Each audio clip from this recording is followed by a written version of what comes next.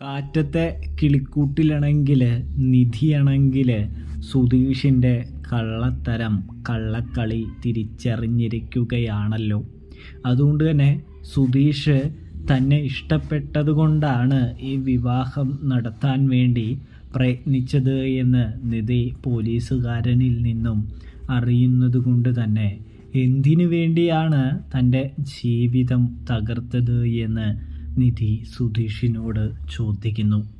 ഇതേ സമയം ഒന്നും പറയാൻ സാധിക്കാതെ സുധീഷ് നിധിയെ ഇങ്ങനെ നോക്കി നിൽക്കുമ്പോൾ നിധി തൻ്റെ നിയന്ത്രണം വിട്ട് സുധീഷിൻ്റെ കരണത്തടിക്കുന്നു. ഇതേ സമയം സുധീഷാണെങ്കിൽ അപ്രതീക്ഷിതമായി നിധിയുടെ കയ്യിൽ നിന്നും അടി കിട്ടുന്നത് കൊണ്ട് തന്നെ തകർന്നു പോകുന്നൊരു കാഴ്ചയാണ്, ഒരു മുഹൂർത്തമാണ് നമുക്ക് കാണാനായിട്ട് സാധിക്കുക. അപ്പോൾ റിവ്യൂ ഇഷ്ടപ്പെട്ടാൽ സബ്സ്ക്രൈബ്